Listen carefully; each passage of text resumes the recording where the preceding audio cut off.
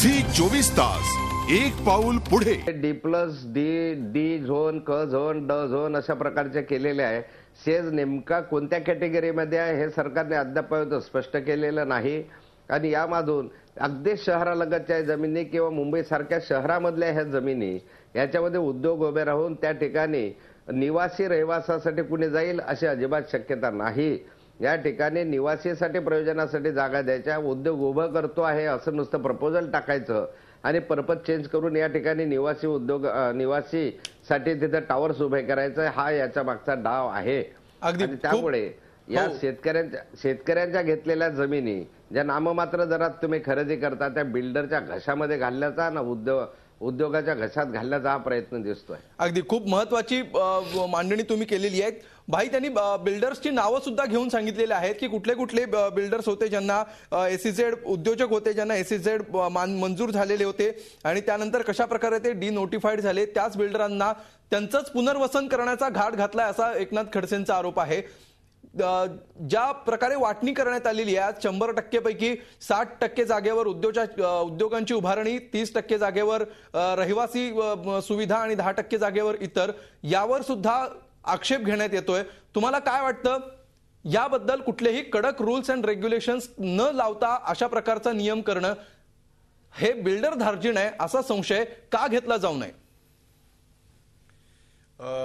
अमोल, असं आहे की मी त्यांचं पूर्ण ऐकलं नाही, परंतु तरी सुद्धा मला माहिती आहे की काल एकनाथराव खडसे म्हणजे आदरणीय विरोधी पक्ष नेते काल काय बोलत होते, आज काय बोलतात आहेत। काल काही वाहिन्यांवर चर्चा झाल्या आणि त्या चर्चा अशा स्वरूपाच्या होत्या की जसं काय काहीच घडलं नाही आणि हे सगळंच काहीतरी देऊ केलंय वगैरे वगैरे अशी चर्चा होत्या। खरं तर त्या ही पॉलिसी ज्यांनी पाहिले, ज्यांनी वाचले, त्यांनी अशा प्रकारच्या प्रतिक्रिया देणं हे निदान माझ्यासारख्या कामगार क्षेत्रात काम करणाऱ्या माणसाला तरी अपेक्षित नाहीत। मी एक काँग्रेसचा आमदार आहे, काँग्रेसचा प्रवक्ता आहे, हे जरी खरं असलं तरी मी मुळात कामगार चळवळीतला माणूस आहे। उद्योगाशी माझा संबंध आहे, कष्टकऱ्याशी माझा संबंध आहे आणि ह्या राज्यामध्ये आणि देशामध्ये येणारा उद्योग आणि त्याच्यापासून होणारी जी याची निर्मिती आहे, रोजगाराची निर्मिती, तो आमचा सगळ्यांचा कन्सर्न आहे। त्या चळवळीत बरोबर आहे। एक मिनिट अमोल एक मिनिट असं आहे की या मुद्द्यावरच आपण बोलतो। कृपया, मी एका कोपऱ्यात असल्यामुळे कृपया काही गोष्टींचा खुलासा गेला पाहिजे। आपल्याला माझी नम्रतेची विनंती आहे, ज्या वेळेला आपण सगळे प्रश्न विचारता जेवढे जे कोणी घटक तिथे चर्चेमध्ये भाग घेणार आहे त्यांचा एकच सगळ्यांचा रोख असतो की सरकार चुकीचं आहे। मग आम्हाला उत्तर द्यायला सुद्धा तेवढा वेळ देत जा, कारण तो आमच्यावर अन्याय होईल। नाहीतर मग आमच्यासारख्यांना बोलू नका, ही माझी विनंती राहील। भाई, तुम्हाला मिळणारा वेळ किती खुबीने वापरायचा यात तुम्ही माहिर आहात आणि म्हणून आम्ही तुम्हाला बोलवलेलं आहे या सगळ्यांच्या आरोपांना उत्तर देण्यासाठी। म्हणून मी तुम्हाला विचारतोय, थेट प्रश्न विचारतो आहे की जर एखाद्याने उद्योग सुरू न करता त्या ठिकाणी इमारती बांधण्याचा घाट घातला तर त्याच्याबद्दल कुठल्याही नियमाचा उल्लेख या धोरणामध्ये नाही, अशा वेळी काय करायचं आहे? नाही, असा हे चुकीचा समज आहे। सगळ्यात मुळात म्हणजे ह्या एसीझेड म्हणजे अतिविशाल जे हे आहेत ते किती आहे?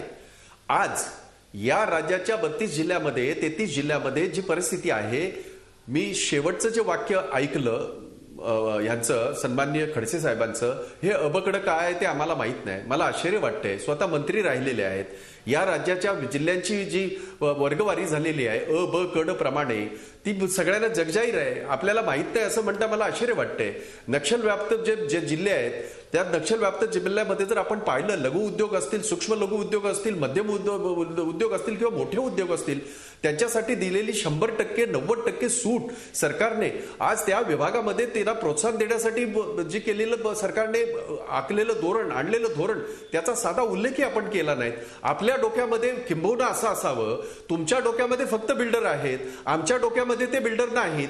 कारण या राज्यामध्ये ज्या वेळेला एक माझ्या माहितीप्रमाणे, माहिती चुकीची असू शकेल कदाचित, परंतु ती बरोबर आहे असा माझा दावा आहे, जवळजवळ 78 जे एसीझेड येणार आहेत त्याच्यातले 36 एसीझेड हे आमच्या कोकणात येत आहेत आणि त्याची आम्हाला काळजी आहे आणि म्हणून त्याही चळवळीमध्ये मी काम करणारा माणूस आहे। त्यामुळे आम्हाला त्याची चिंता आहे। आणि आपण एक मिनिट अमोल, आणि हा जो ए झोन आहे, बी झोन आहे, याच्यामध्ये हा प्रश्नच येत नाही. म्हणजे ज्याचा उल्लेख या ठिकाणी खडसे साहेब करत आहेत तो एकदम चुकीचा आहे आणि त्यांच्याच भाषेत सांगायचं तर तो कपोकल्पित आहे.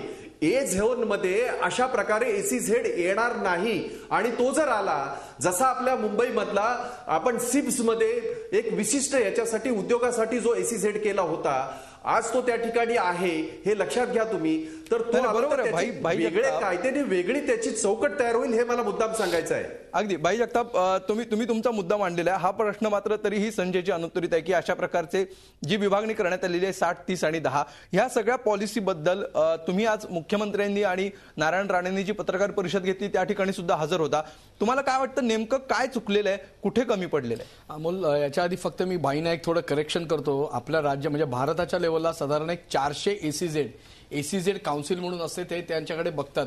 त्याच्यात 3 प्रोसिजर असतात. एक म्हणजे डायरेक्ट अप्रुव्हल, दुसरं इन प्रिन्सिपल अप्रुव्हल आणि तिसरं जे नेमायचे आहेत किंवा करायचे आहेत त्यासाठी दिलेला प्रस्ताव अंडर कन्सिडरेशन.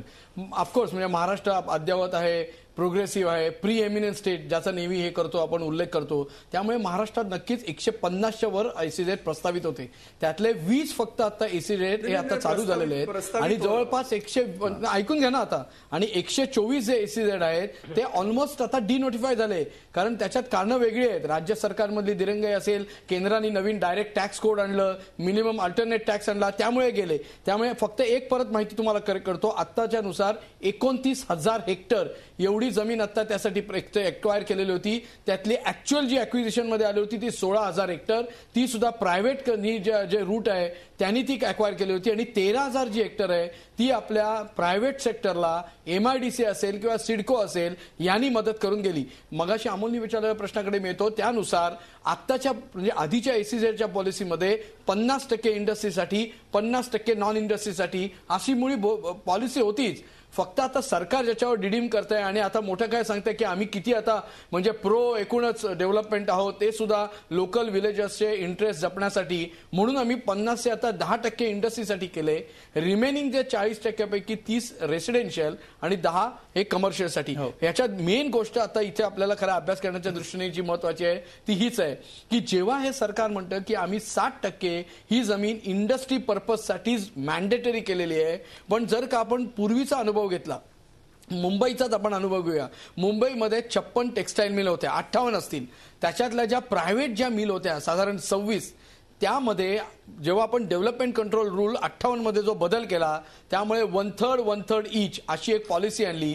त्यामुळे जे कामगार आहेत त्यांच्यासाठी, म्हाडासाठी, त्याचबरोबर रिडेव्हलपमेंटसाठी अशा पद्धतीने त्याची संबंध जे डिमार्केशन म्हणजे विभागणी झाली. पर्यायाने आता काय दिसतंय आपल्याला, म्हणजे जे आता सतत जे आंदोलन होत आहेत त्यानुसार कामगारांचे जे घराचा प्रश्न आहे तो तसाच आहे, पण मिल लँड जे विकून जे मोठे मोठे टॉवर झाले, मॉल झाले, ह्याकडे कोणीच लक्ष देत नाही. सरकार वारंवार लेजिस्लेशनमध्ये सांगतं की ज्या कामगारांनी या 1/3 ईच पॉलिसीची इम्प्लिमेंटेशन रोकटोक पद्धतीने केलं नाही त्याच्यावर ऍक्शन घेऊ. आता तरी प्रत्यक्षात अशी कुठली ऍक्शन नाही. त्यामुळे तुम्ही जे असं म्हणता की हे 60% जेव्हा इंडस्ट्रीसाठी करण्यात येईल तर हे खरोखरच स्ट्रिक्टर इम्प्लिमेंटेशन झालंय का? कारण ते फक्त प्रोजेक्टेड आहे. एक्झॅक्टली. आणि याचा ह्या पॉलिसीमध्ये कुठेही उल्लेख नाही. आज जेव्हा मुख्यमंत्री साहेबांना आम्ही प्रश्न विचारला तेव्हा त्यांनी असं सांगितलं की आम्ही योग्य त्याची दखल घेऊ, पण त्यासाठी लागणारे रूल्स आहेत तेही अजून फ्रेम नाही. त्यामुळे नक्कीच कुठेतरी शंकेला इथे वाव येतो की जेव्हा 60% जेव्हा तुम्ही म्हणता की याचं इम्प्लिमेंटेशन झाल्यावरच 30% रेसिडेन्शियलला आणि 10% कमर्शियलला देऊ, पण जेव्हा इंडस्ट्रीमध्ये असा एक प्रकारचा एक प्रवाह आहे की सगळे इन्सेंटिव्ह पदरात पडून घ्यायचे, इंडस्ट्री मात्र करायची नाही, असे बरेच आता आहेत. म्हणजे special package of incentive scheme होती, त्याच्यात ही उदाहरणं सरकार समोर आहेत. तरी जरी सरकार हे करत असेल मग कुठेतरी नक्की शंका येते की याचा खरोखरच जो ऑब्जेक्टिव्ह आहे तो खरोखरच म्हणजे तुम्ही म्हणता तसं डेव्हलपमेंटच्या धारीने आहे की खरोखरच त्याच्यातनं काहीतरी वेगळे इंटरेस्ट जपायचे आहेत. मला असं वाटतं ह्यासाठी सरकारने उत्तर देणं हे डेफिनेटली गरजेचं आहे. अगदी. याविषयी DS कुलकर्णींकडे आपण जाणार आहोत. त्यापूर्वी एक छोट्याशा ब्रेकची वेळ झालेली आहे. ब्रेक नंतर आपण जाऊया आणि एक उद्योजक म्हणून DSKंना काय वाटतं त्यांची सविस्तर प्रतिक्रिया आपण त्यांना विचारणार आहोत एका ब्रेक नंतर. आणि त्याचबरोबर भाई जगतापांना सुद्धा उत्तर द्यायचं आहे आता संजयजींनी जो मुद्दा मांडला त्यावर. भेटूया एका ब्रेक नंतर. झी 24 तास एक पाऊल पुढे.